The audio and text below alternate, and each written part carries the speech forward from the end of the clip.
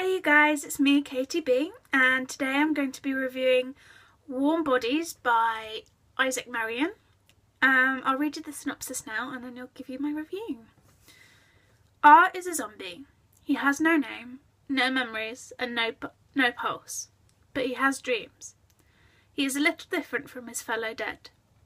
Amongst the ruins of an abandoned city, R meets a girl. Her name is Julie, and she is the opposite of everything he knows. Warm and bright and very much alive, she is a blast of colour in a dreary grey landscape.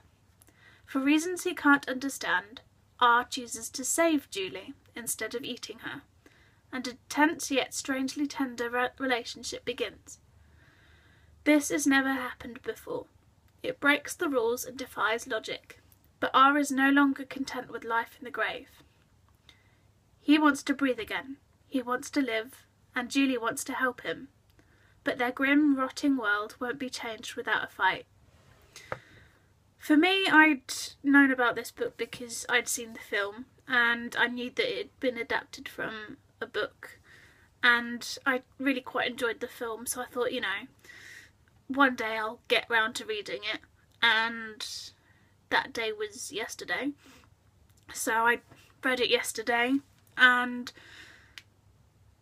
I couldn't help but kind of compare it to the book while I was to the film while I was reading it, because I had watched it, and generally when you have seen a film or read a book first and then you go and see the other, you generally do try and kind of compare them, and you can't quite help it. For me, I did prefer the film, to be honest, and it's not down to kind of a lack of great concept, because obviously that traverses from the book to the film and that kind of stuff. But for me, it was kind of a bit weird. The pacing wasn't quite right.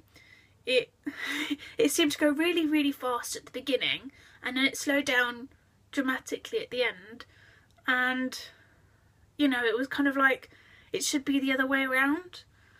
You should kind of have like a slow build up, and then quite towards the end it's kind of like this drastic build up of kind of dramatic tension, and it was just kind of having all the tension and dramatic bits at the beginning, and then suddenly finding, oh shoot, I've got 50% left, and comparing it from how the movie did it and where it was in the movie, where it was kind of at this point in the movie I was 70% of the way through, but in the book I'm 50% of the way through. Oh shoot, how much further am I going to be taking this? And so it did kind of feel a bit forced to have in terms of pacing and to having to read it through.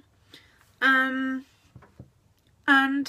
usually in kind of books you find that when you read them there's more to it than in the film, because obviously they can't put everything in the film.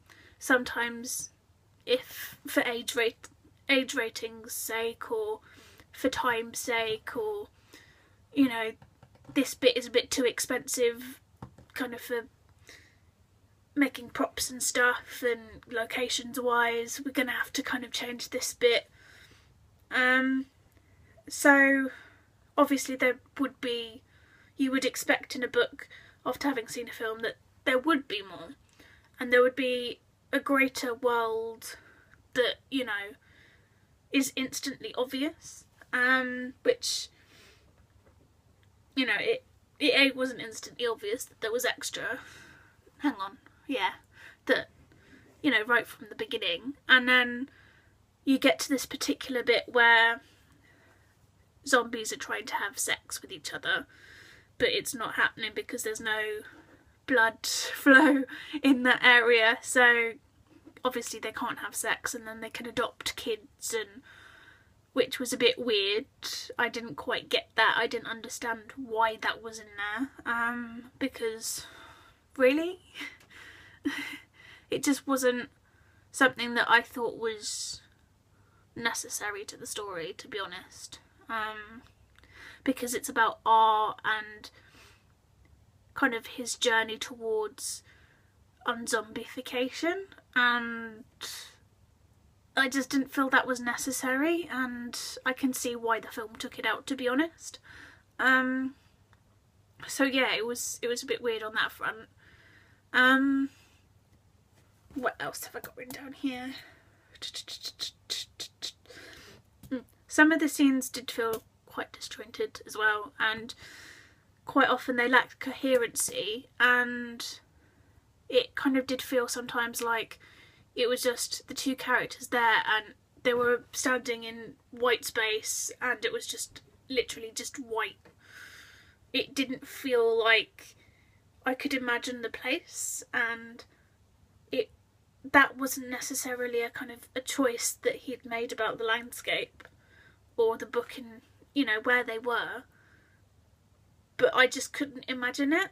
There wasn't much in the descriptive terms that could lead in and feed into my imagination, and it didn't hold together well either. So I was kind of a bit disappointed in that respect.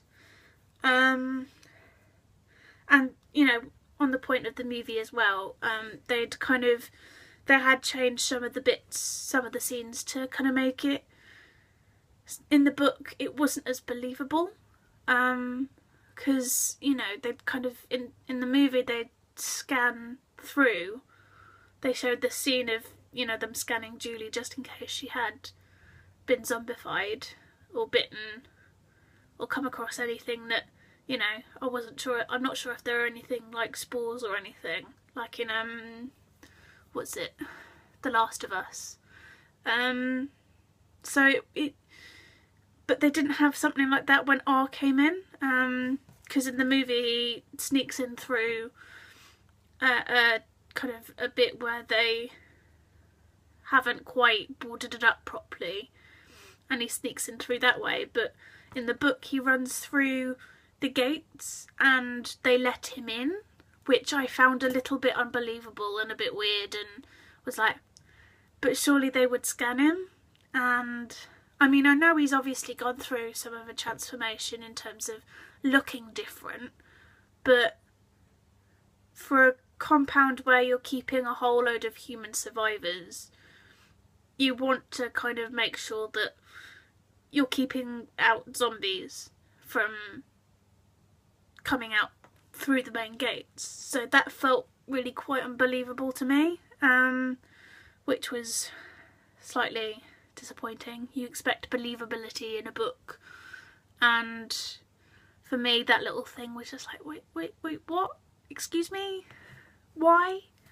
In terms of characters, Julie she didn't feel like a protagonist. Not to say that she wasn't a bad character, but she didn't feel quite like, you know, the protagonist. I could easily forget about her, and, you know, she just... She wasn't bad, but I could easily forget her. That's all I'm saying about her. Nora, however, was a kind of a bit of a surprise, because there wasn't much on her in the movie, and there was a little bit extra about her in the book, which was quite nice. Quite nice to see a little bit of backstory for her, because they didn't kind of go into her in the film, because they wouldn't have had time to, and it was all about kind of Julie and R, this story, and the film wanted to focus on that. So yeah. Overall, the beginning was brilliant, but it did kind of go downhill quite rapidly for me, and considering I'd paid $4.99 for the Kindle version, it's $7.99 for full price for paperback on Amazon. Considering those prices, that you kind of do expect you do expect it to be better, and because I was, you know, buying the Kindle version, and there's no kind of second-hand versions that you could buy. I based it purely on a sample, and because the beginning was so brilliant, I thought, you know, why not? It's started out great, so why not get it? And for $4.99 I did kind of feel a little bit ripped off, because, you know, you do expect better in a book that you have to pay for that much for, to be honest. So yeah. It wasn't a bad story. I would give it 3 out of 5 stars, but it had so much more potential than it kind of fulfilled, really. And so yeah, that's my review on it. I'll put the links down below for you guys so that you can kind of go and check it out, read all the any other reviews if you fancy it, and just check it out. So see you later, guys. Bye bye.